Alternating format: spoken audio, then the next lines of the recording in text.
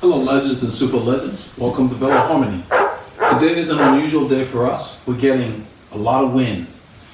According to the weather reports, it's supposed to start probably around 8 o'clock or so, and it's going to stay very windy until like 4 p.m. So most of the ride is going to be windy. Right now we're about 53 Fahrenheit, which is about 11 Celsius, and it's going to keep dropping into the 40s Fahrenheit, probably about 6 or 7 C thereabouts. So it's going to keep getting colder. So Paul and I are wearing the same outfit. We pre-arranged it. We have the same jersey. He's going to wear this. We're going to wear our brevet shorts. I got my shoes covered with a new Oslo shoe cover that I did the review on. It rained all last night, so I'm taking the Colnago. The mud guards are already on it. I didn't want to hassle with switching. I was going to use the blue bike today, but I'm just going to take the Colnago. Because it's going to be so windy, I'm going to wear, in addition to my base layer you see here, I've got the Pro Team thermal jersey. That's what we're both wearing. And I'm putting on this rain vest, which is just another layer primarily to block the wind. That's what it's going to be for. And since I'm going to be wearing it, I'm going to they have a pocket in the front. I'm going to put my gel in this pocket, just one gel, just in case I'm going hard for some reason and I need something right away. I don't have to lift the vest because there's no pocket in the back. And then the rest of this, I got my banana bread. All my food's going to go on this side because I've got my pump in this pocket. The Colnago, as you saw in the video, already has a bag with 2 tubes and all the stuff when I did the essentials video in there. So I'm not taking any other thing other than my phone, and my phone will go in my wallet. So I took the tube that I usually put in my wallet out of there. I'm just going to slip my phone in there. And I'm taking 3 granola bars. When you're in the wind, I mean, it's just going to be a hard day. A lot of the guys on their board for Team RR are already wimping out. Oh, it's too windy, I'm not going to ride. The funny thing is, the very people who are saying that are the people who get dropped every week. And it's really not a coincidence. If you're serious about something, it shows in your performance. And so it's almost like they look for excuses to not ride. So, I just kind of chuckle. It's too windy, I'm not going to ride. It doesn't look like it'll be a lot of fun. Nothing wrong with the wind. Put the bike in the appropriate gear and ride. You're not going to be able to do the same speeds into the wind, but then downwind you will. So since it's going to be cold all day, I'm taking these gloves. I just did a review of these. They're going to come out probably on Monday or Tuesday. This is the Sportful WS thermal glove. It's water resistant as well, but it's nice and warm, and it's very form-fitting. It's not bulky at all. So that's what I'm going to take. I'm going to go outside now, walk around. Paul should be here by now, and see how this holds up in the temperature. Because I would probably just use a regular cap. I don't think I'm going to do anything crazy. I mean, I've got a pink hat I could use, but it might be too warm. So I may just use regular cycling cap to take away from, not to take away from the outfit, just a regular black cycling cap. So it's going to be a cloudy day. These things have reflectors on the back. You can see them. So they're going to hold up nicely, and they got lights on the bike, of course. So hope you guys get your K's in, but don't let the weather stop you. The wind is going to make us travel a shorter distance for the time, but we're going to work the same amount of hours. Keep getting your K's in.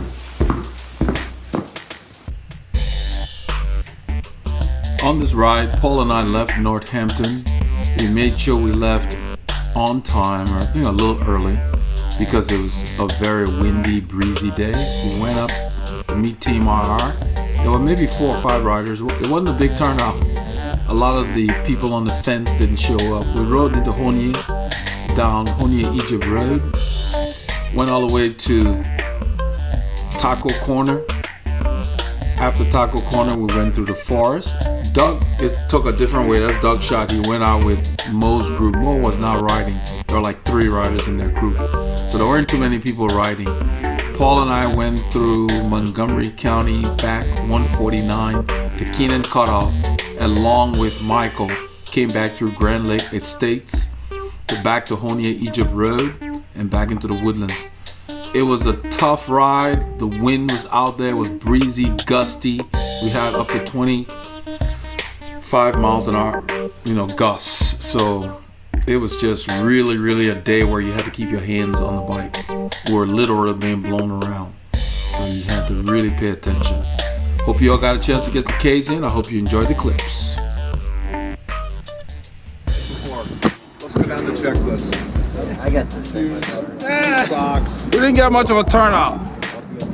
I see Bob was talking himself out of writing. I started to laugh. I mean, before your message hit, his was already out. I was like, come on, man. Hey, Michael. You know, you're playing into the stereotype. What? That we all look alike? Yeah. Oh, yeah, well, that's the way it goes. Yeah, I got you. Yeah, Michael's talking about Paul and I having the same outfit on. Yeah. So he's in the stereotype. All black people look alike. Bob's like, it's gonna be windy. The wind's always out here. That's why we have gears. I'm just worried that it gets a little bit unpredictable with gusts of wind. You gotta hold your bars. There's no hands-free today. Yeah, it's gonna be gusty. But you're just not gonna cover. Let's have a little bit. You hear them in a little bit talking about we're supposed to keep distances between us because of the wind and all of that. But I think he said he's home. It's kind of like if you're in the wind, you need to draft properly. I understand they're not comfortable with echelons and stuff. But you would hear me tell them that I'm going to look for that pocket to protect myself. But end up working so hard. We'll figure out. I think I'm coming back probably. I think we're going to be waiting for Really? So Paul H just said we're going to be wasted by the time we get to Taco Corner. I'm like, who's we? That's what Paul's laughing. Paul Elonga's laughing. He said he thinks we're going to be wasted. They don't pace themselves. How do you know you're going to be wasted? Because of the wind? That's what I talk about all the time. You will see it unfold. We're going to be wasted when we get to Taco Corner. That's 1 hour into the ride, please. We ended up doing, Paul and I did over 5 hours. From Taco Corner. These guys may be going to like Dallas or Fort Worth. But that's what Mark's talking about because, we put the keys in. We don't play around. It's Saturday. Who wants to ride for an hour? I do that during the week at lunch. That's my lunch ride, an hour, please. I'll ride for 2 hours at lunch. Saturday, it's time to go more than 3 hours. 3 to 5 or more. So I don't know what they're talking about. I'm waiting to go. Basically, use your gear. You're not going to win the battle with the wind. Well, Paul was saying too, you guys were kind of talking, let's keep a little extra distance today between bikes because of the gust and the wheel. Like my wheels, his wheels, Randy's wheels. We can get moved around. Oh yeah, I don't overlap. So yeah, the biggest thing is I like to cheat. So if you guys are riding, I'm gonna find that spot where the wind is not prevalent. I'm gonna find that little pocket. Echeloning all over the place. No, I'm not gonna echelon because you guys are saying you get blown around. In front's the safest ride. I think you should stay in front. Right. That's the hardest spot. Yeah, Paul is just being funny. They're worried about their wheels. Randy's wheels don't look that bad. I don't see the wind blowing him that much. But if you got deep ditch wheels, today you were gonna have problems because it was gusting enough. I mean, it was moving us, and it was coming. It was a surprise. It was not consistent. You had the steady one, and then you hit an empty spot, unprotected spot. You hit gusts would just come. So it was not a day to be cute out there. Let's do this.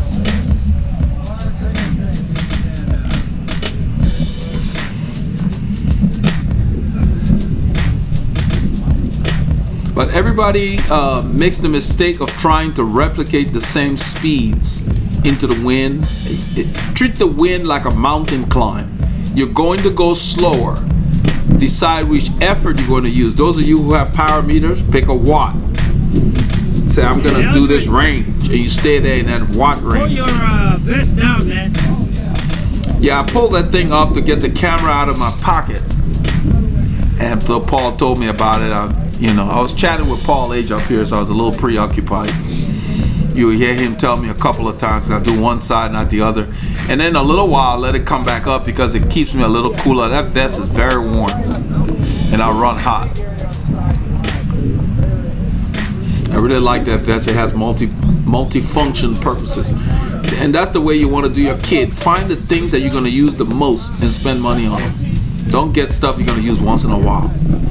So besides it being a rain vest, I use that as a layer because it's a warm rain vest, not the lightweight. Paul Ilonga has the lightweight rain vest. Yeah, you got it. So he's telling me about the right side. I don't think I got it all the way down. It came back up, but a little bit at the light. I was looking for food, and I pulled it up to get in there and just left it Give halfway. it another pull on the right hand side. Now do it. Yeah, I'm not sure what I that's tell him here, but he laughs. I tell him something. right. Yeah, there we go. You got it. Don't mind. I think I told him about we got to represent or something like that. I don't know. But so I ride up to Paul H up there. We're chatting, and then we catch this light in a little bit. I edited it for time here, but in a little while you will notice that he had just said, "Oh, we're going to be wasted by the time we get to Taco Corner," and then you will see when this light changes, he takes off. We just left the parking lot. He's riding like he's sprinting. So you'll see that in a little bit. So because they're on pace, for you to say I'm going to be wasted when I get somewhere in an hour on a bike ride, that means you have no plan. I mean, who's going to be wasted? You're the one riding the bike. So right here, he just continues to act like we're not warming up. You know, I am staying in zone 1 for me anyway. But you really want to stay with the group. That's the whole point of going there, to meet the group. But he acts like he's riding by himself, riding solo. So I just stay with the guys. I just ignore him. Now, this is the same guy we did not wait for last week. Someone came on the live session and said, do people mind when you critique what occurs? And that's why I told him it's not personal. So why would I wait for him? He doesn't even pace his effort during the warm-up. So he doesn't need to be waited for. He gets dropped, he's riding along. He'll have to learn somehow. So he's off the front. That's why I just told Paul, I said, what's that all about? We just rolled out. In a little while, you'll see Doug ride up to him. We just let the two of them sit out there.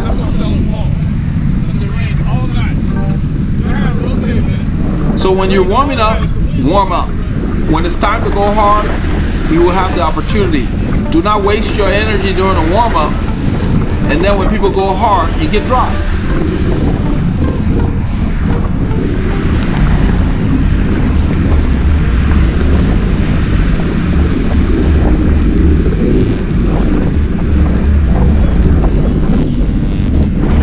There is no pre-arranged pace for the warm-up. Just make sure that you're giving your body the chance, especially the guys that drive to this meeting place.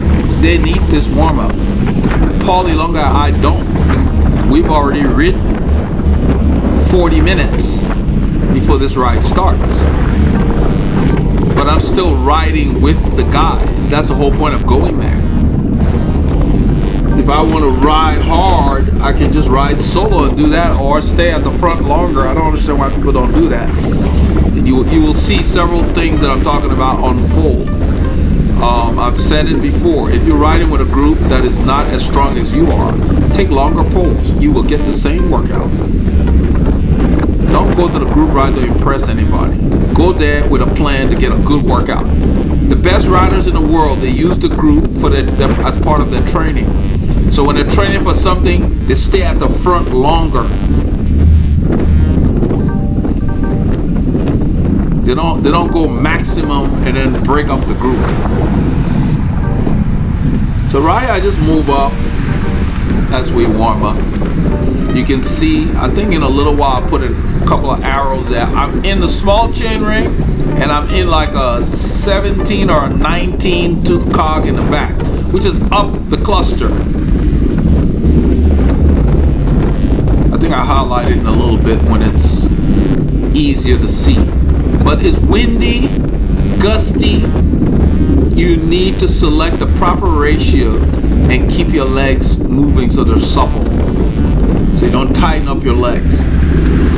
You don't tire your muscles. You will see where somebody doesn't do it right as this film unfolds. And that's what these things are about. It's not about making anybody look bad, for people to get upset or whatever. So when Gerard, I think it was Gerard that asked the question, I kind of smiled. That is not what it's about.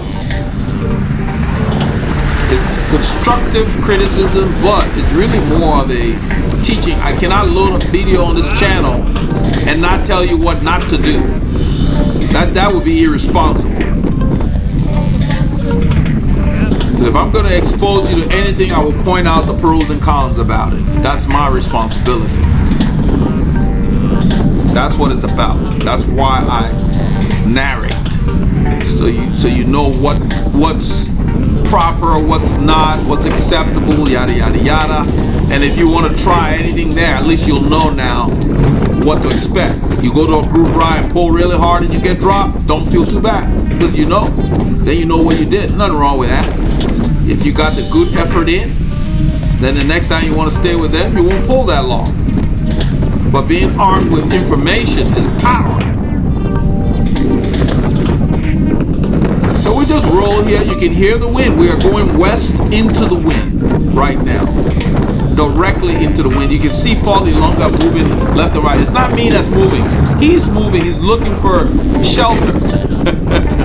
We're not going hard yet, but he's trying to just find where he can, you know, be out of the wind. The wind is very prevalently out of the west right now, and then the north. And we're headed west. There, those are my gears. I put the arrows on there. I'm in the small chain ring and I'm in like a 19 in the back. And that's why you see my cadence 80 to like 100.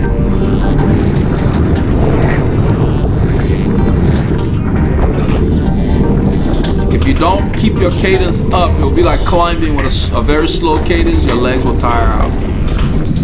The wind is very unforgiving. And mentally, you need to accept the fact that you cannot win that battle. Pick an effort you want to do and stay with it. We're going to turn right here, and you will really get to see what we're dealing with.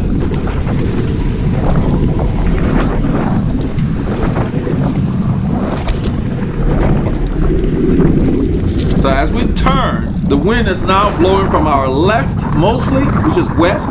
We're headed north. Then you hear Randy. So as Mark turns, the wind hit him.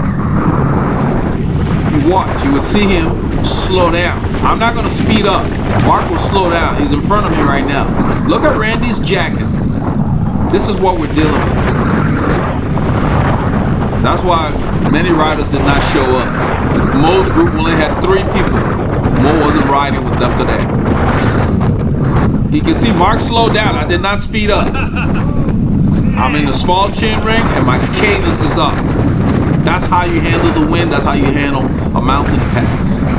So when Randy comes alongside me, I'll go ahead and tell him, yeah, stay on my right. That's where the shelter is.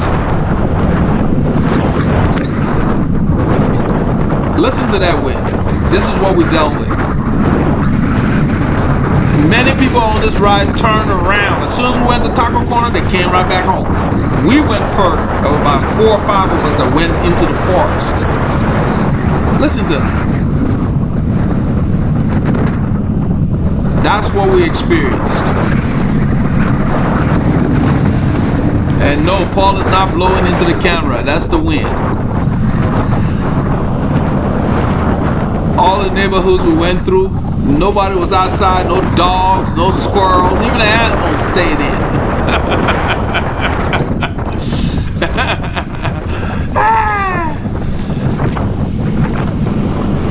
You will notice in this ride, I kept my cadence up. I stayed on the small chain ring most of the ride. It's not so much the size of the chain ring as opposed to the fact that you have more gear ratios to choose from using the 39 that I have on this bike.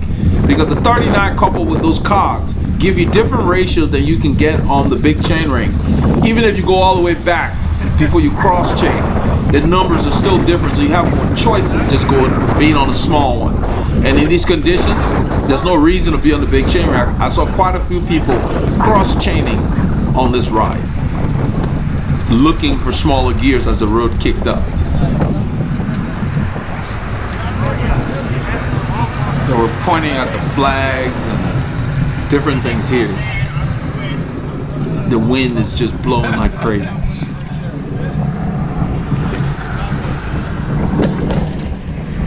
I mean, look at the flag over there on the right. Make sure you film it. I wanted Paul to film it. You see the flag?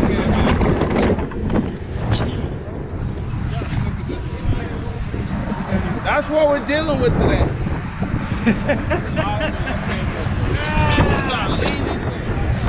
So Randy came on the side and said, that's where you stay. Stay on that side. The wind is not playing today. So we go through this intersection here. This is 1488. I'll go ahead and edit through here for time and get us to the open road. You can hear the wind. It is blowing like crazy, and then we have gusts. So there was no hands-free riding today. You'd have to be going directly into the wind to try that, or have the wind directly behind you for the most part. We had on the way back cross tailwind in certain sections, but nothing perfect. No perfect tailwind. The group splintered, of course, at Taco Corner. Some people came right back. We went through the forest with Paul H. and this guy in front of Mark here. His name is Paul also. And then Paul DeLonga, myself, and then Doug. Well, Doug went with the WCC guys. They met WCC guys, stopped at Taco Corner also. There was only 3 people in their group. So they had a very low turnout. There weren't a whole lot of people riding this weekend. Sunday, after this ride, was very cold, below freezing, which we call a hard freeze. So these guys did not even schedule a ride. I went out in the warmer part of the day and did almost probably 3 hours, 40 minutes or something like that. So I had been trying to get some food out of my jersey. That's why you see my vest is up.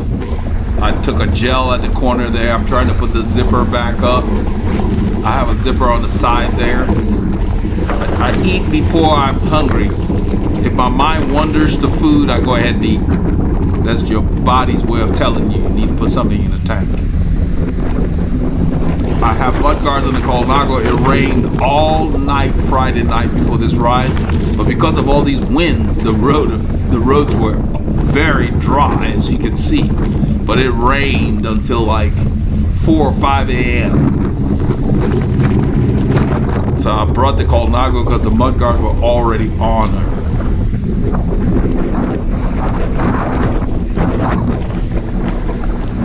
Because we knew this wind was coming, that's why I have the vest. Paul is also wearing a vest.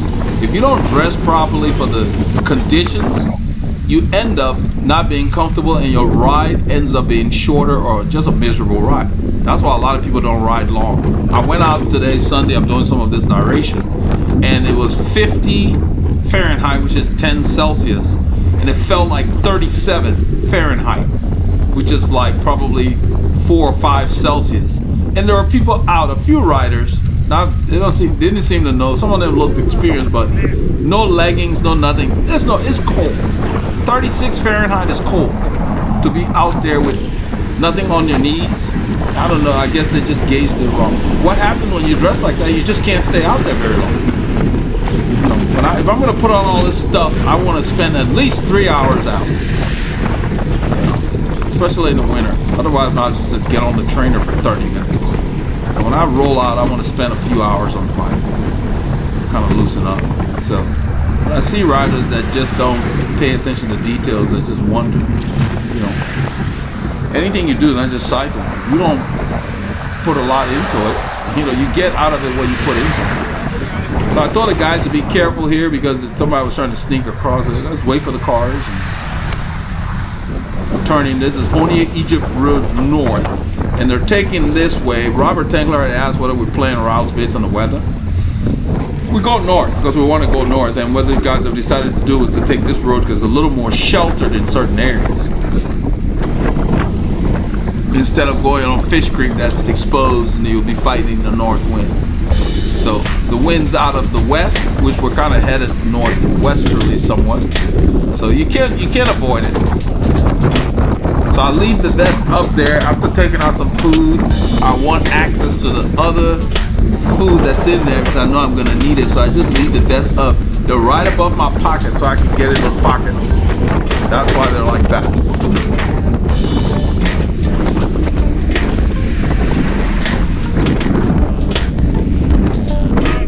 We brought the Asos booty, rain booty. Even though it wasn't supposed to rain, they're also great for cold weather and they perform well. My feet were fine. I have the Sportful gloves on. I'm very happy with them. I like the form factor. They're very thin, but they're not for freezing weather. I would say from maybe 5 or 6 C and up. You start going much close to freezing, you need something more to keep your fingers warm.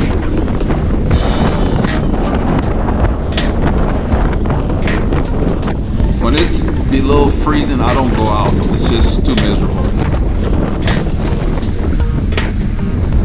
So on Sunday, I went out around lunchtime. Listen to that wind and see. So right here, we hit like a wall. Paul H did not downshift. He's pulling. That wind hit him on that little rise, and he refused to downshift. See, it says 2% on the grade. You can't do that. You can't be pushing a big gear in this situation. You won't last. And I don't know if you guys can see him. His cadence is very low. Look at what I'm doing. I'm on a small chain ring most of the ride. I'm in the 19 in the back. Very small ratio. I'm talking about 52 to 55 inch gears, maybe something like that.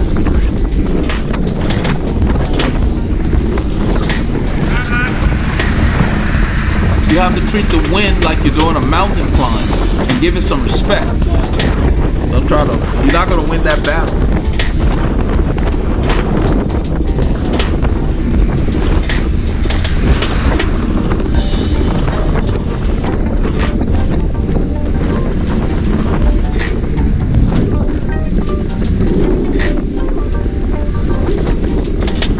It's still early in the ride. It says 25 minutes for them. We've got about almost an hour in our legs.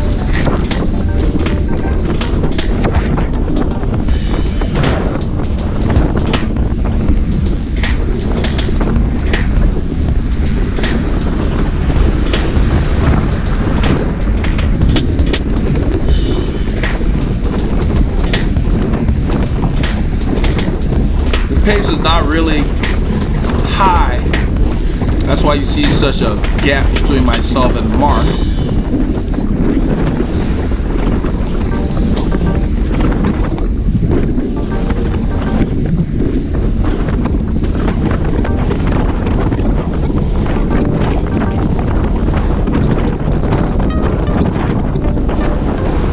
So besides the fact that it's breezy, it's also cold. That 7C you see on the display felt like 3 or 4C, I'm estimating. It stayed cold, it got colder during the day, it did not warm up.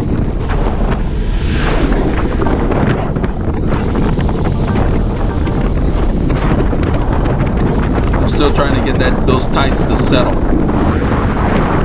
So I'm pulling on them. I want to make sure there's no bunching up. You see Randy pull out into the wind, I guess to slow himself down. In a little while, he does something that raises some concern for me because Randy's the guy a couple of weeks ago that early in the ride on Fish Creek got dropped after he had been pulling at the front. And Randy's one of our newest super legends. So he pulls a move on here, I will show you in a little bit, that gets me concerned because I watch, and from his body language, he goes to the front and he's pulling pretty much with everything he has. And this is early in the ride.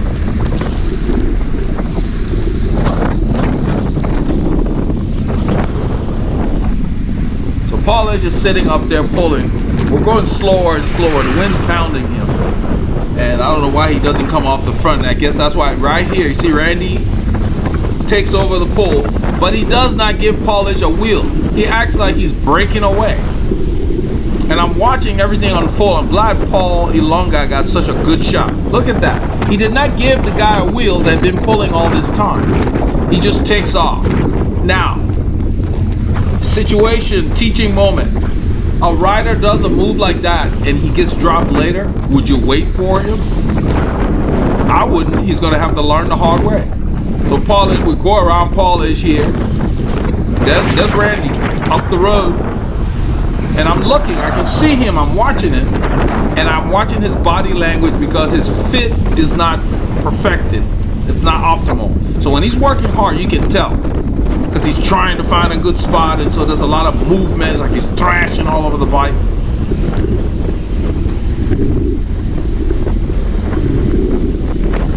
I'm keeping my eye on him because my goal here was to keep the group together as much as possible. There's not that many of us.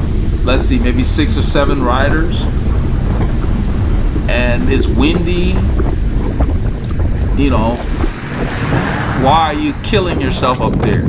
So we got 3 in the back. I'm 4, 5, 6.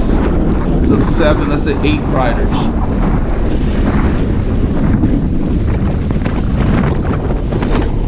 Yeah, 8 riders. Randy's still up there. They've ridden up to him and sitting on his wheel. And there is no way he can sustain this pace. He's doing 28 kilometers an hour into this stiff headwind. And this road is unrelenting. If you look at it, right, they've got little bumps. And you feel it. And I know Randy can't sustain this pace. I mean, he can barely ride with us the whole way. So I look behind for traffic. I tell Paul to come up. I'm pointing hospital here. In a little bit, I'm going to ride up there. I thought that's where I made the move. I'm going to ride up. Anybody else, I wouldn't have bothered. But since he's a super legend, I figure I would give him the opportunity to ride with us instead of getting dropped after pulling, because that's what's going to happen if he stays up there. He's still sitting there. It may not register, but this road is going up.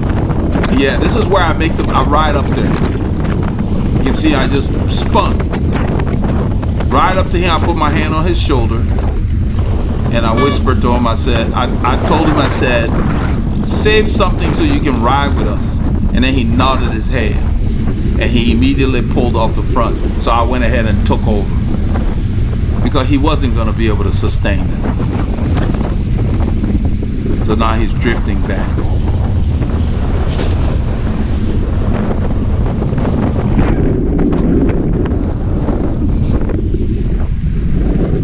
So I don't know why he did that, because this is early in the ride. There's plenty of people here to pull. I don't know why he did that.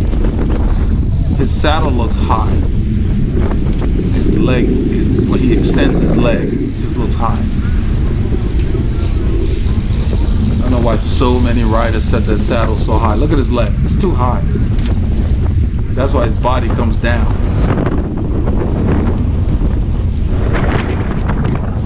So I just go over, I drop the effort just a tad and just sit there, because it is better to have the more experienced or stronger riders take longer pulls than to have the less experienced rider kill themselves, and then we have to end up waiting for them or leaving them out on the open road. That's just the way I was taught. Instead of waiting for people, you need to drop the pace. And you will see there's more of this where the guy in 3rd position here, Doug, when Doug takes over and he's riding, this guy's waving the driver behind. I waved, but the driver didn't see me, so Paul behind me just waved. So the driver appreciated it because he couldn't see around us. So when we know it's clear, we let the drivers behind us know, come around, and we get them by. What I was saying is, when Doug rides, he keeps the pace the same on the climbs and on the flats, and it's hard for other riders.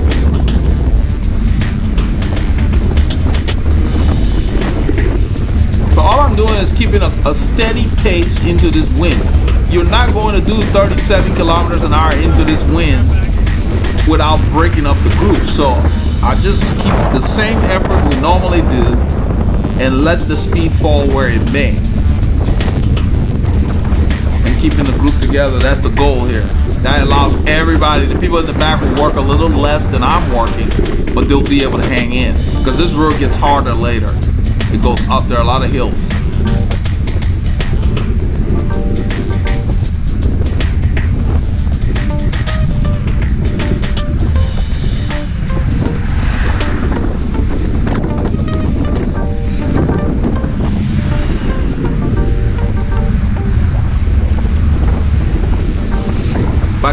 pace steady, everybody can find a rhythm. Even if they're struggling a little bit, they'll be able to find a rhythm instead of going hard when the road goes up, then backing off and all of that. I'm just riding steadily. I've got my cadence in the 90s so I can handle whatever the road throws at me. Right here the road goes up a little bit. I don't know if it'll register, but those things make it, and the wind's picking up. You can hear it. Now I'm using a smaller gear. You see my cadence? I shift down accordingly, keep the rhythm the same, as far as the effort the same, and get over that little bump. The guy behind me stood up. Now here, Doug is gonna come around and tell me good job, and he'll take the lead, but he picks up the pace. And that's what I'm concerned about, it breaking up the group. So I go ahead and accelerate and go on his wheel. You see, there's a gap developing, just a little. And it doesn't take much in these conditions. He's picked up the pace.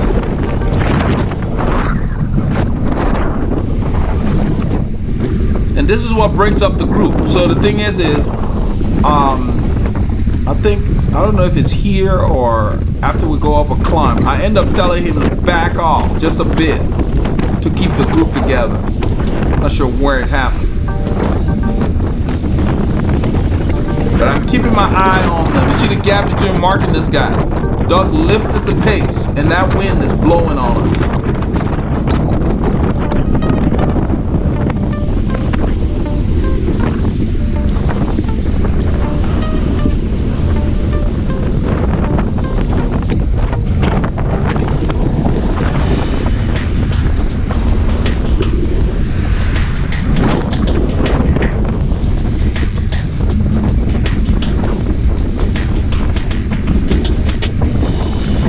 So the road's gonna go up here, he's gonna force the pace again. Every time the road goes up, he'll go harder. See, I don't ride like that. If I'm trying to keep the group together, I downshift and keep the effort the same. He goes harder as the road goes up. There's a stretch coming up where he'll go so hard that we gap the group.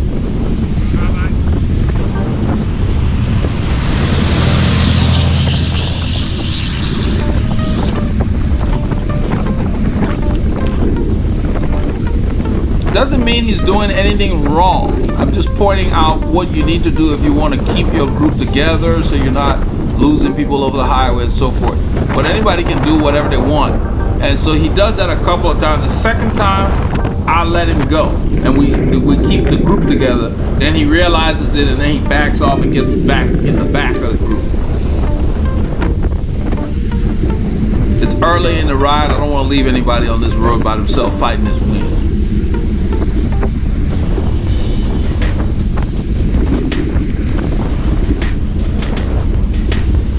So right now the pace is pretty civilized.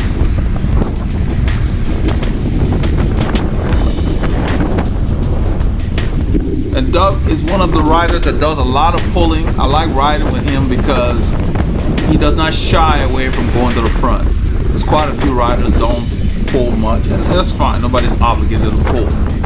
But you can always count on Doug to do his share of the work.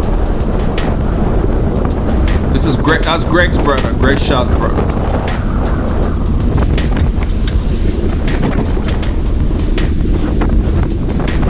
And so the guy in front of Mark, his name is Paul. What he did was when Doug took over, he left a gap. So I just filled the gap because he did not plan on pulling from the front. Paul does a lot of long distance kind of riding. He doesn't do the sprints and all the stuff that we do. So he just likes to keep a steady, good pace.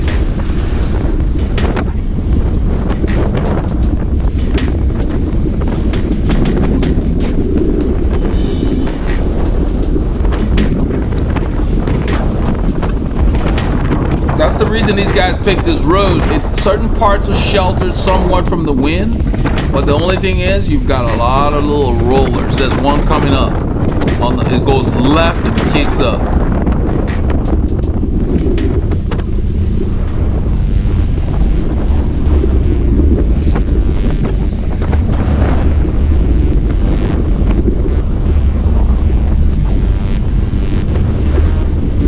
I think this is where we're going to separate from the group, because what I noticed was, yeah, that look, the gap's opening. Because Doug kept downshifting. I think he ended up cross-chaining there.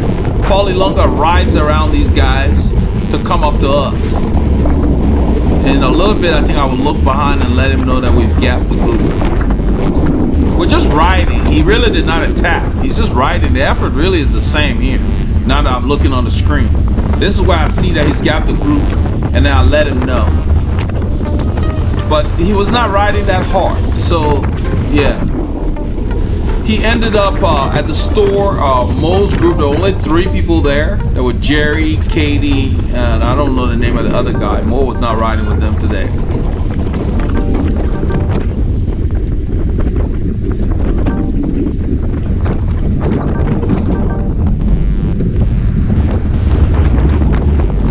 So this is after he backs off. And Paul said, everybody's here. Paul said, okay, everybody's here. So Doug just lets me come to the front. Because he really wasn't going hard, now that I see the stats. I mean, it didn't feel hard for me, but since they got gap, I just presumed he had turned it up. But he was not going hard. It was the same effort. So I just continued the effort the same. Strictly by feel, just, you know, basically riding 2.5 out of 5, like 50% effort.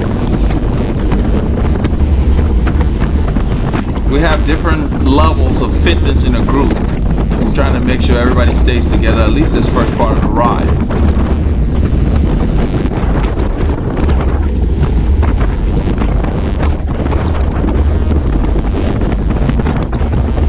So I continue moving along. My goal here is to make sure that people are not discouraged, because we had a very low turnout. We had a good number for this kind of weather anyway. When, as I mentioned early in the parking lot, in the voiceover, when Mark posted a message on their message board, the group me message board, there's a guy named Bob immediately countered by saying, oh, it's going to be too windy. It doesn't look like it'll be a lot of fun for me. The funny thing about it is, he's somebody who never shows up at the Saturday ride. So you don't show up the ride on Saturday. Why are you responding to the posting of the Saturday ride?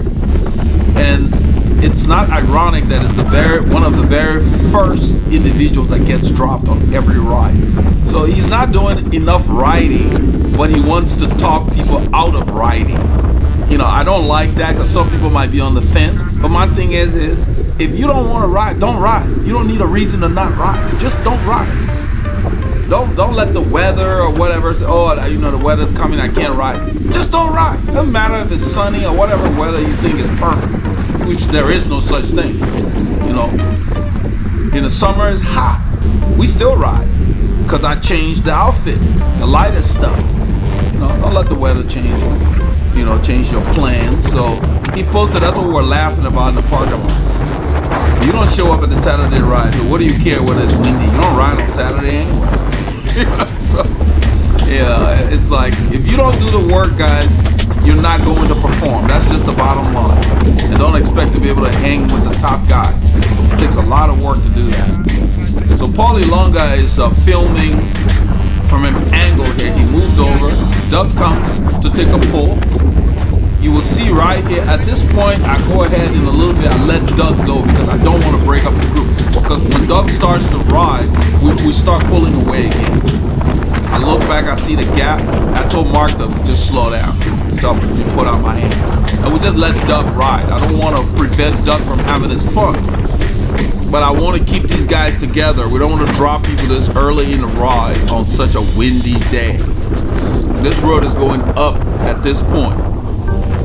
And so Doug soon realizes that he's off the front alone, and so he backs off and goes back in the back of the group. But my plan is to just keep these guys together until we get to like Taco Corner, and then I'm sure the group will split up, because we're going longer. It's a good shot here. You can see everybody's working. That guy's name is Paul, and that's Randy there. You can see Randy's working hard. Look at Randy's mouth.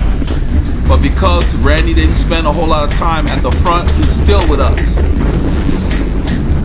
And that was the reason I went up there.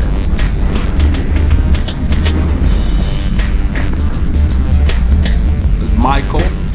That was Paul in the blue there again. We got 3 Pauls in the group today. That's Mark. There I am.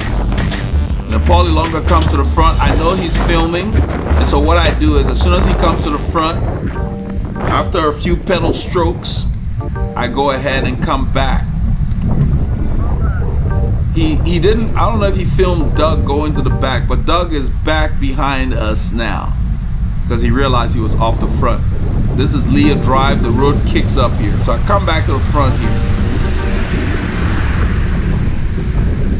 So Paulie Longa can get back in the draft. And right here, Mark comes around me. Now, this moment is important. Mark is gonna expend a lot of energy here. And he's going to pay the price. And all I'm gonna do is point it out. And the reason I do is so you don't do it when you're riding. Don't work and then get dropped. Not every group will wait for you. You will end up riding alone. This has happened many, many times to a lot of riders. So this effort that Mark is expending here is not necessary, considering he is not as conditioned as the faster riders in this group, and you will see why. That's why you get dropped. You get dropped because you don't have endurance for that effort you're putting out. So you have to pay what we call the tax. That's what causes you to get dropped. So the climb is over. There's a tendency for a lot of riders in this group, when the road goes up, they want to do like an interval on the climb. Well, that's great if you're riding alone. But if you're riding with a group, you better make sure that interval does not take away from your ability to continue with the group you're riding with. So we crest the climb, we're riding, it's still windy. And you know, look, 28 kilometers an hour into the wind. The winds that were out here were in excess of 40 kilometers an hour at times. So it wasn't steadily at that speed, but we had gusts and then maybe 20k winds. I mean, it was just windy, breezy, blustery, however you want to call it. So it was not a day to be cute out there. It was a day to really sip your energy even more so than normal. So Mark pulls us, he will pull us all the way to the intersection up ahead. This is Pony Egypt Road North, which takes us to the FM 2854. And we're gonna go west on FM 2854 for, you know, maybe 100 yards, and then we'll turn right and go north on Raven Chapel Road.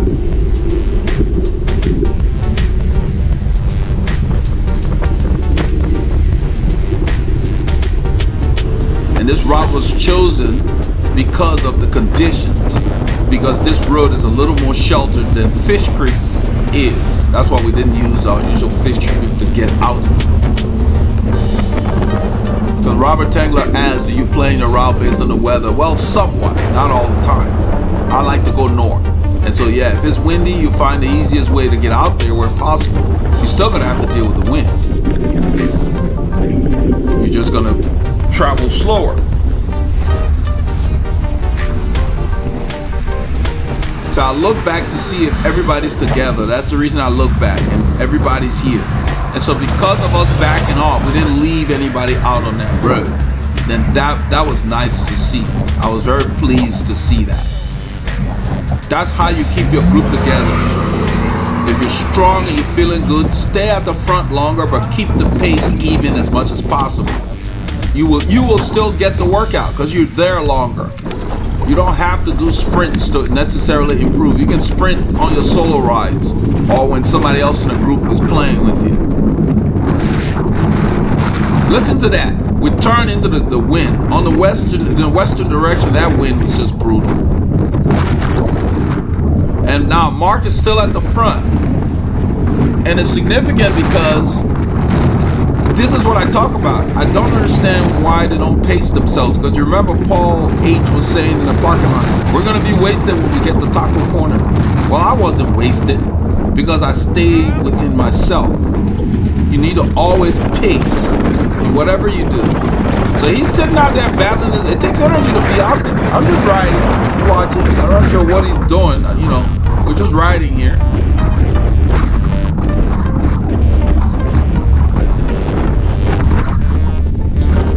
And look, he's sitting up front. I don't expend any energy to close up to him. I know I can, but like I said, my goal is to keep the group together. I plant myself a little to the left so that, you see, Paul is on my right. Paul is sheltered with that camera. That's why I'm sitting a little to the left. We're doing a little echelon here. You have to have a nose for finding the sheltered spot. Look at Mark. He's off the front, riding, fighting that wind.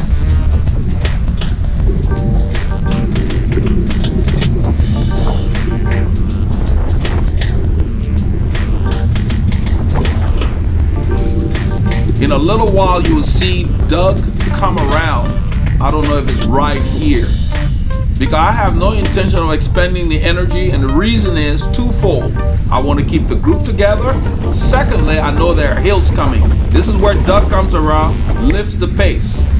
That's Paul H on Doug's wheel, and I'm on Paul H's wheel because there was a gap when Paul H came around. Because not everybody likes this pace.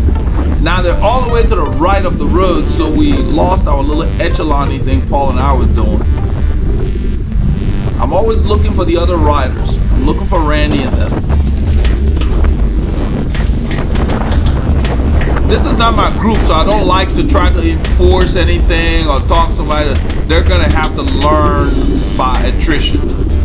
They'll learn from their experiences, hopefully. So we ride up to Mark. And it happened so quickly. Which told me that he had backed off the pace, because we really didn't ride that long to catch up to him. Now you see that Randy's off the pace now, and then the other Paul is gapped too. Not Paul Elonga here. He's just a little off my wheel. He's riding back up. But the other guy, who I said does a lot of long distance stuff at steadier pace, he just chooses not to participate in this effort. So now we're breaking up the group now, and that's fine. Everybody needs to have their fun, but remember, I'm not the only one who's observing this. In any group you're in, if you're the guy instigating the breakup and then you get dropped, chances are they won't wait for you. They might wait for the other people that didn't instigate the breakup. So remember that. If you attack and then you get dropped, they're gonna make sure that you work back on your own. Well, I was riding with Mo's group in the summer. There's a guy named Will. Those of you who saw the video, you know Will. He's one of the strong boys. Will and them were off the front, and we went through a neighborhood that had a gate. They wanted to make sure that we didn't catch back up to them easily. They rode in the grass around the gate to maintain their lead. Now there's Mark pulling off the front after expending all that energy, and you will see him pay the tax in a little while. Listen to that wind. I'm trying to squeeze a little to the right. I'm not overlapping Paul H because he gets blown around. He's got one of those deeper dish wheels, not very deep, but they got a carbon wheel that I think it blows them around quite a bit. I point to the barrel. I think it was the barrel. I was telling Paul where the draft was. I was telling Paul where the draft is. Paul Elonga. He's on my wheel. I'll just point to it. When you're not perfectly placed, you still get a bit of a draft, maybe not as great. I sacrifice a little bit of being perfectly placed here just to keep my eye on everybody to see where everybody is. But right now here, it's hard. We're going, this is like ninja grade on Raven Chapel. It's very deceiving. If you don't respect this road, it will rise up and smack you in the face because you pay the price. Now you see, look, it went from 0 to 2% like that. You feel that more than anything. And if you're not geared properly, I cannot tell you how many times I shifted on this ride. I was shifting as if to say we're in the mountains per se, and the grades were changing. Because when the wind would blow or the gusts, I would downshift to keep my rhythm the same.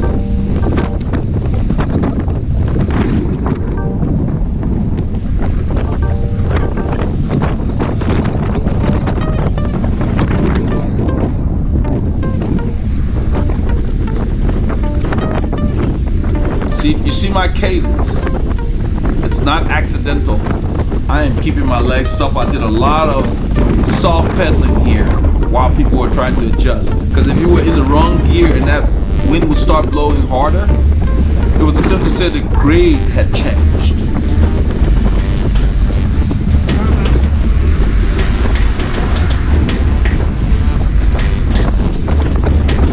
We're trying to use about half the lane here.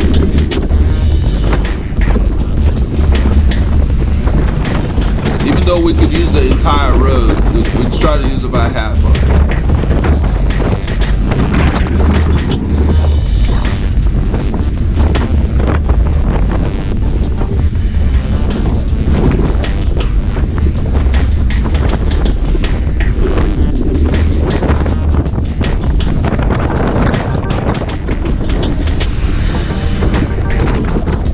Anywhere from like 0.7 to 1 point something around here until we get to the stop sign. Now it says 2%. Then it will kick up. Listen to that wind. It is blowing harder and harder.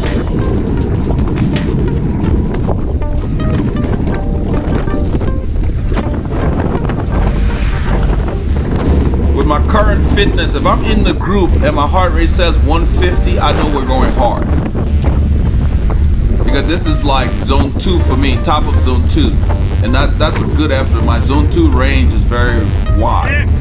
I let them know it's still clear as we go through this 4-way stop sign. You see the gap to Doug?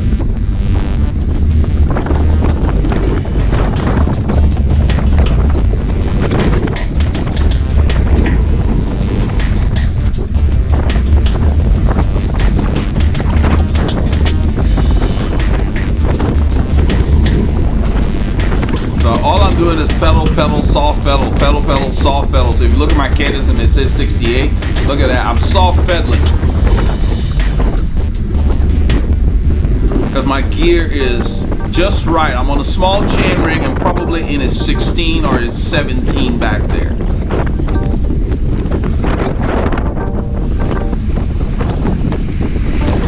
Oh, that's a good shot of my chain ring. I'm in a 16 or a 17, a 16 most likely. We're going a little downhill here, just slightly.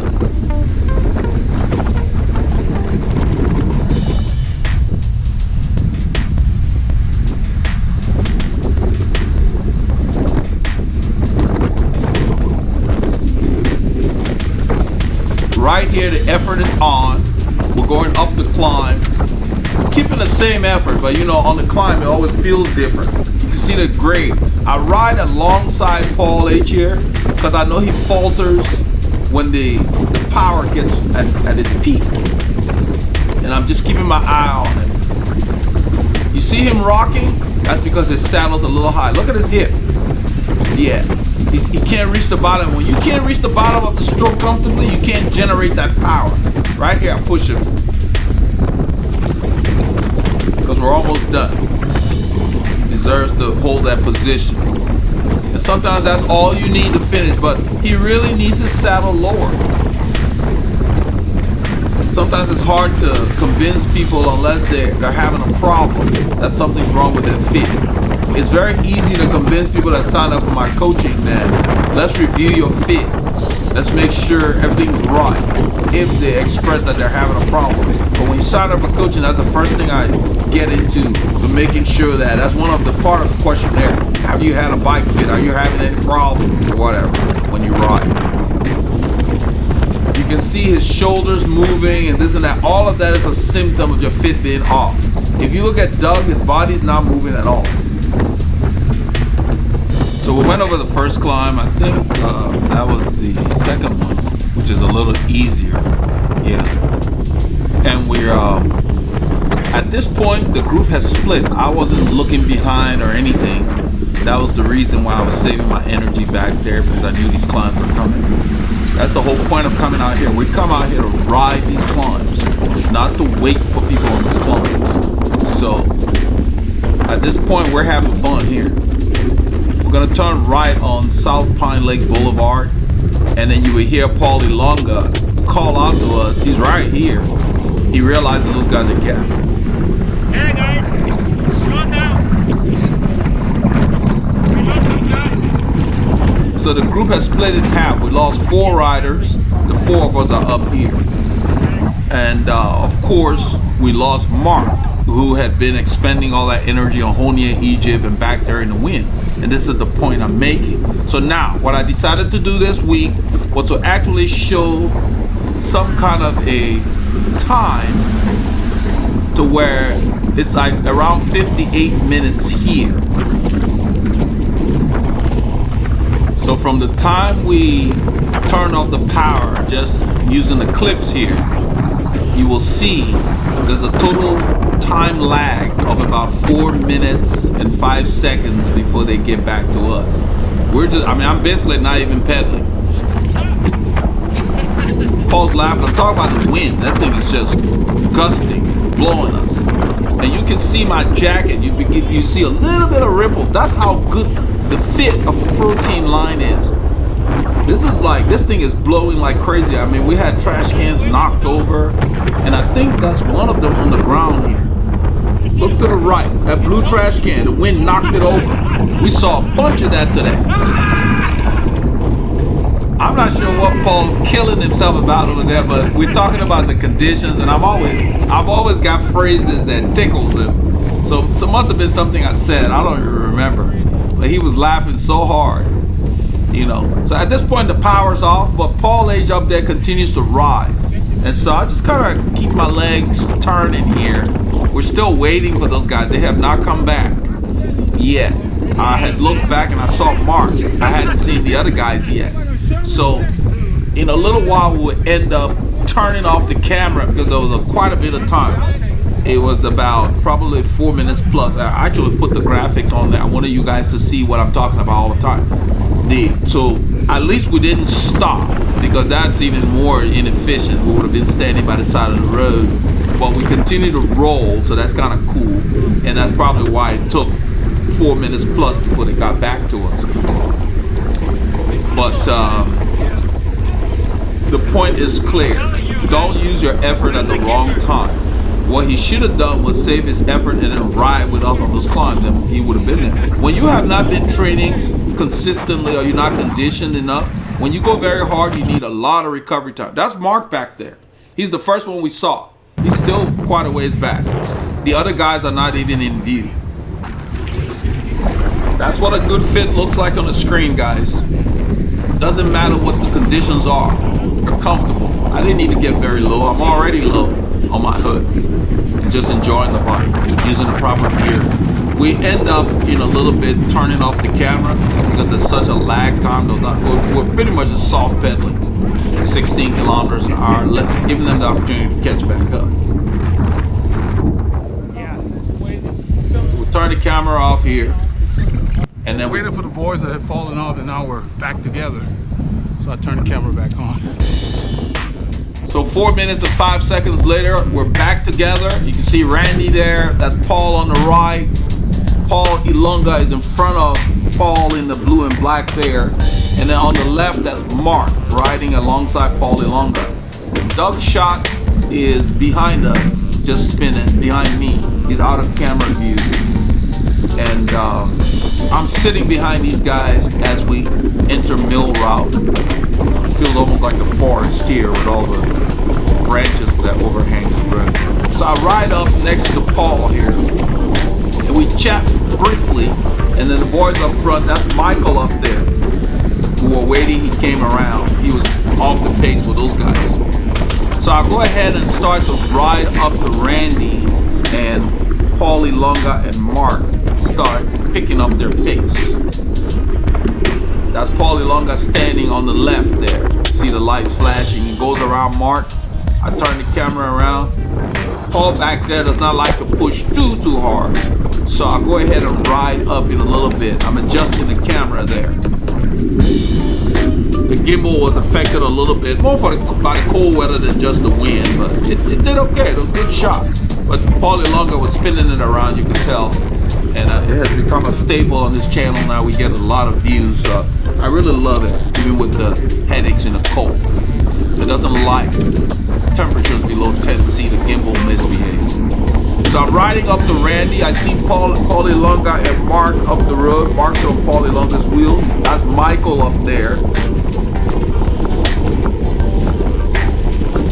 And you will see the stuff I talk about when I say people are just not aware of the nuances of cycling. I ride up to Randy. He's off the pace. He got dropped from those two guys. So I told him to come on. I don't know if you hear me very well. Right there, I said, come on, Randy.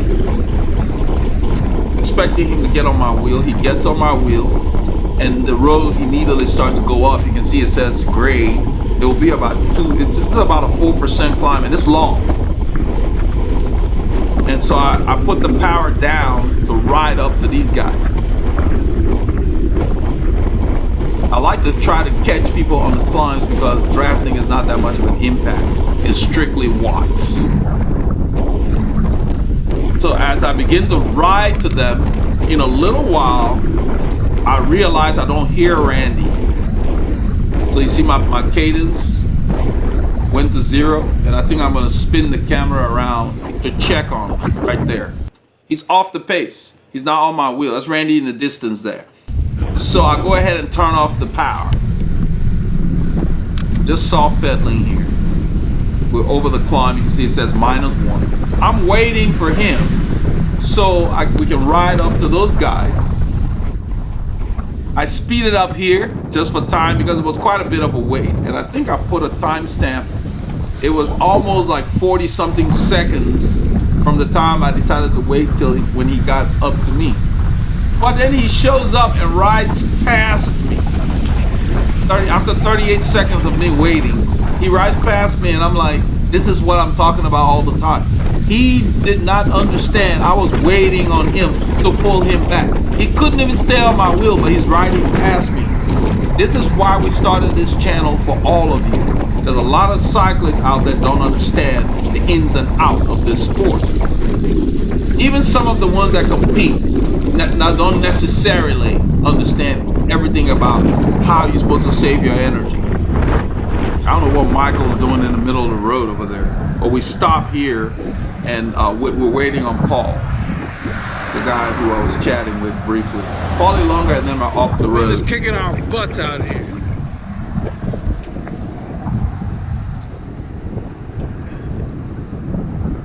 Come on, guys, there he is.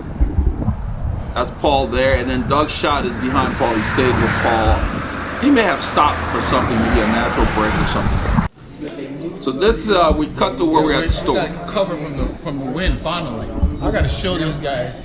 Oh, it's died down. That's Doug on the left, that's Mark, that's Randy sitting there, that's Paul, H, that's Michael. I'm gonna show these guys this wind we're dealing with. I don't take off my helmet and stuff at the stops. I don't want to stop very long. These guys look very comfortable sitting behind the table. I'm going back outside. We've been in here for a bit. And that's Jerry. If you look towards the counter, that's Jerry. He rides with Mo's group. There's another guy with a red and black who rides with Mo's group. Doug goes over to chat with them. Doug ends up riding back with them. There's only 3 of them. Katie's here also. I don't know if we got her on camera or not. But I'm going outside to film what the wind is doing out there, because the Shell sign was blown loose. The logo of the Shell on the sign where they have the prices, because it sits so high. It was blown loose by the wind. It was rattling in the wind, but I ended up filming like the palm trees that got next to the sun. Yeah. They're painful. And then I filmed the guys' bikes. I thought that'd be of interest. I want to get those flags and the palm branches. Yeah, it's cold. That's the lady. She said, "I'm sneaking behind you." I said, "Yeah, it's cold." You see the branches, the palm branches in the distance? That's nothing compared to what it was doing. It was gusting. I'm trying to get those palm That's Paul branches over there in on the the film left. because I gotta get his last name, it is or cold. at least the letter of his last name. It's supposed to continue to get colder. That's Paul over there. He used to be a football coach, at that lifetime flag. athlete. Wow. Get the boys' bikes. I don't know whose bike this is. These guys. I don't know whose bike this is. One of the guys with Mo's group. There's three people. To see, That's my machine, the Colnago. That's Paul Scatante, Paul Ilonga. This is Paul H. Paul H's Savello. I think this is Mark's bike. That's Mark's bike right here. Mark's Savello. Savello Put it in S5. follow mode. Yeah. Yeah, that's Mark. I don't know what Michael's bike is because the branding is covered. This is Michael's. Right. Michael's bike. I don't see a brand name on it. OCV Calvin. What brand is that? He covered the brand name. You see that? With that that tape. Covered the name. That's what I need. That's Paul Ilonga does not like This is Savello plastered all over his who bike. this is. It's probably these guys, Jerry and them. This is probably Katie's bike. This I is think. Katie's bike. Yeah, they're all of the Savellos. This is Phil. This is Doug's bike. That's Doug's. Yeah, that's This is Doug's bike. Yeah. And then I don't know who's that. That might be Jerry. That's Jerry's bike Yeah, there. that's probably Jerry has a Savello also. S5. all the machines are lined up. So there were only 3 guys from Mo's good. group It's at this cold, man. store. It's getting colder. Just a low turnout. So we head back. We're on the FM All right. 1097. We're headed east, but it's the western portion of it. I give Paul Paul Ilonga the camera, and I had been storing I've been eating. That's why I had my vest up. I'm done eating at this point. I had my vest up so I could access my food. So the earlier part of the ride, you notice my vest was up above my pockets, so I could get in there easily. There's a wrapper from one of my trash. I store my trash under the jersey, so I'm not aware of it, and Paul Ilonga points it out.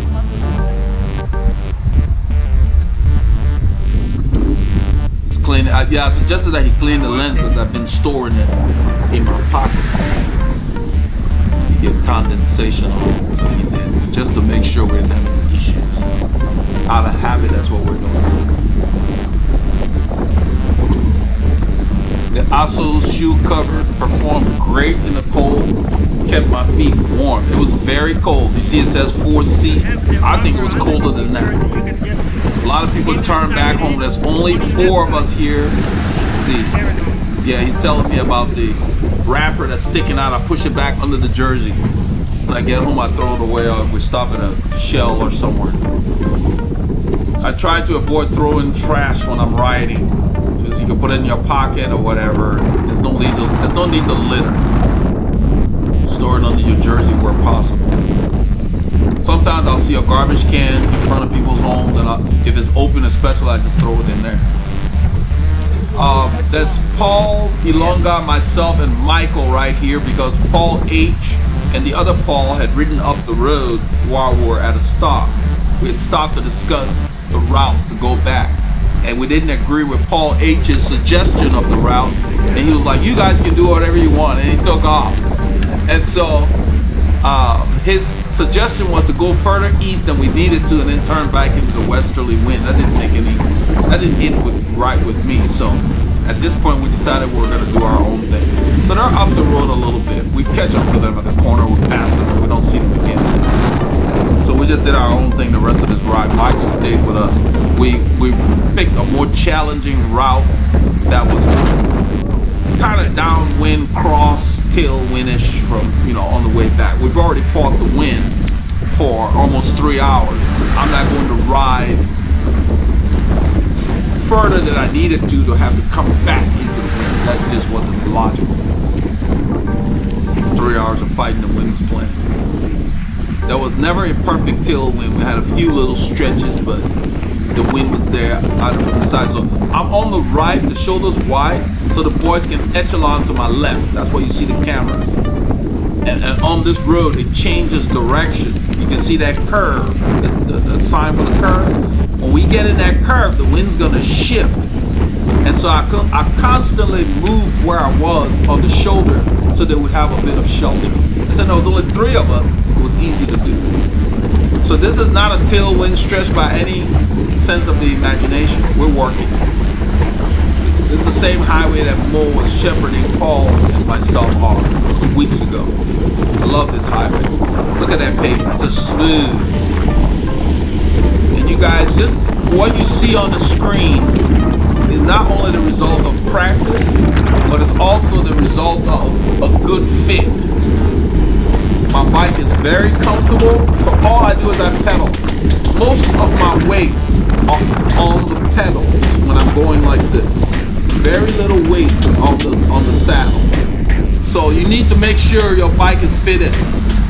There's no reason to skimp on that and buy all the fancy equipment, because that makes no sense. You want to go fast, it starts with a fit. You can buy the best aerodynamic stuff out there. If your bike doesn't fit you, you will not be able to get the most out of your body in the bike. Bottom line, it all begins with fit. I don't know if we can even see them in this shot, but we're headed east. The wind's blowing from behind us and to our left, but mostly from behind. But you can still hear it. And look how that vest hugs my body. There's no skipping for quality, guys. I've worn the other stuff. They don't come close. I'm sure there are other manufacturers out there with good stuff. I'm not implying that Rafa's the only one, but when you shop, take your time, check the fit, whether it's Santini, Castelli, Assos, make sure you get your size right. And make sure you pay attention to what temperature ranges they're made for. I mean, it's 4C. All I have is a base layer you saw in the intro, thermal jersey, and that vest. 3 layers. That's it. I don't even have a thermal base layer, which I have the option to do. But because the jersey is thermal, I don't need a lot of stuff. And the vest blocks the wind. So it's perfect. So you have to pay attention to that. So right here, where I'm at the bottom of probably top of zone 3. Around the top of zone 3, almost approaching sweet spot. This is a good effort. But if your bike doesn't fit you, you can't sit on it for hours. And when your bike fits you, you can go fast, but you don't look like you're going fast. Watch that other guy. There's a dog on the road.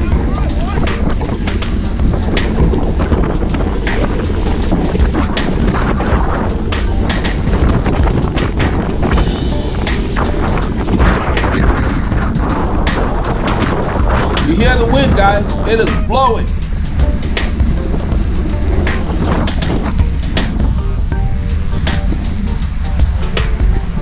So right here, I'm putting the power down. This road is going up. It's at 1%. I feel it more than anything. And I want to make sure we make the most out of this, because we've been fighting the wind for almost 3 hours and we're heading back. And I want to make sure we cover.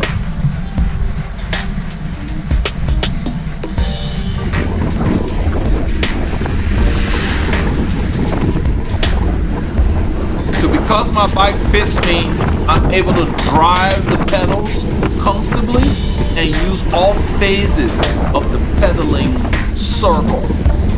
I push down, I scrape the bottom, I kick it, pull it back, and up and over.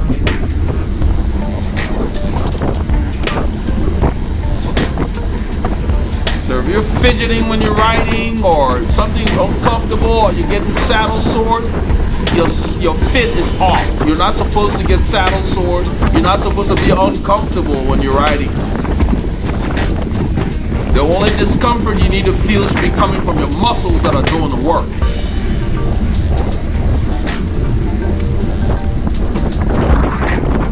And a lot of people that are not in the know think that all cyclists are uncomfortable. Nope. People that compete get the benefit of professional assistance, and they seek out fit because they realize they got to get the most out of the performance. And so when they start asking other coaches or colleagues about how do I go faster and how do I improve my time, the first thing that comes up is, how does the bike feel under you? Because if you're comfortable, you will be fast.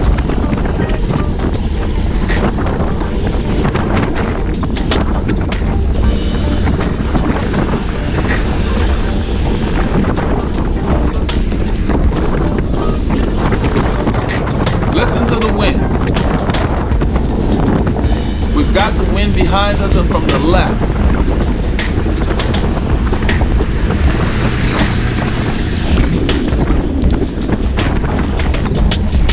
You're not going to make up the amount of time lost going into a headwind, or if you're climbing, trying to make up time on the flat.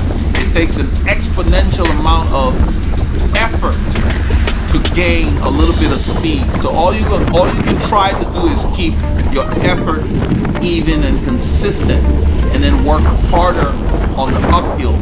That's why when the road goes up, I put more power to the pedals, because you gain more time on the climbs. That's where you gain or lose time. So if you're doing an event, save your energy for the climbs.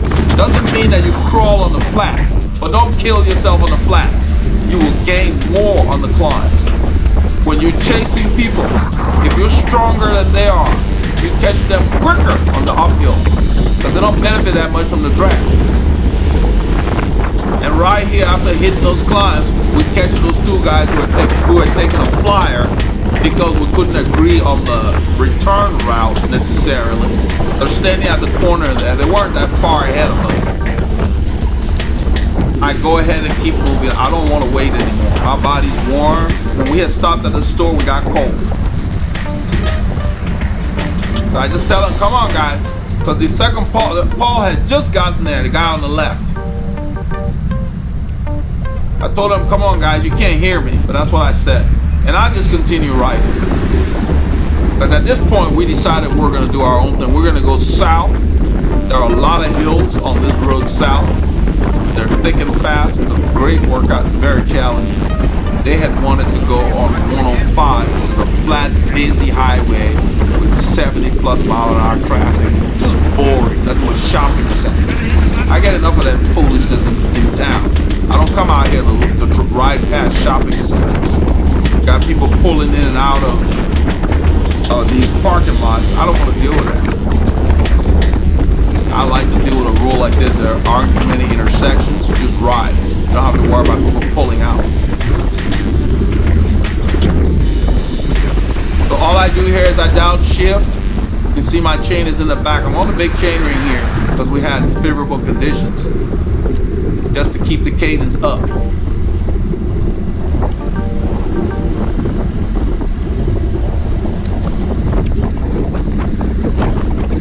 Don't be shy to shift. Find your gearing. If you're riding with people that come around, let them come around. You find the gearing, and then you can kick up your cadence and stay with them and keep your legs supple. Because your lungs recover faster. Your lungs require less time to recover once you're conditioned.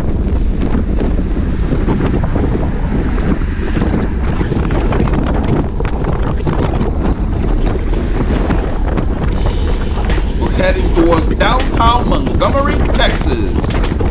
Now, back in the old days when the boys were coming to town on their horses, this was the main drag. They called this Liberty Street. They named Highway 149 Liberty when you get in town. That's Martin Luther King Boulevard. We're passing right there. The south end of it. Every town has one.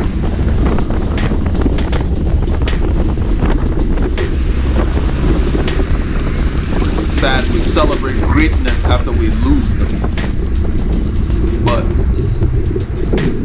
it is what it is. This is Lone Star Parkway. We hit every green light. It was perfect. We didn't have to wait. It was great. You see that climb up there? That's a Strava segment. After this ride, I think it was one of the achievements on the ride. I don't really know where the segments are. They show up after I load stuff in Strava. I don't chase them. I just ride. And in a little while, I shift to the down chain ring, at the same time shifting out towards the largest ratios in the back. So I'm already on the small chain ring because this climb is very long. So Michael comes around. I looked to see if Paul was coming. He wasn't there. There's debris, so I move over to get around it. And then I get back to the side of the road. Makes it easier for the drivers to pass, the other road users. But you notice I looked before I moved over. Always do that. Don't change your position without checking. That's your responsibility. And then you don't startle the drivers and you don't get them blaring their horns at you. That happened a few times on this ride because Michael would pull out in the traffic without looking. I don't know why he does that, but don't do that. So he comes to the front and I notice his power just falls off and the climb is not over. So in a little bit, you would just see me move left. I don't want to break up my rhythm. Right there. He's going slower and slower. I just moved left. We got more climbing to do. This road continues into town as a climb.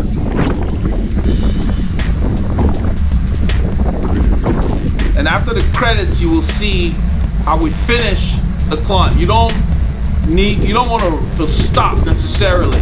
You want to keep shifting into, I always shift up as the climb gets easier as a way of prolonging the climb. You can see my effort has gone up. I'm in the 160s, which is like a little above sweet spot. My time trial pace is like 181. So this is hard, but not very hard. This is a good zone to work in because you improve threshold and everything without feeling like you're killing yourself. I can do these kind of workouts more frequently.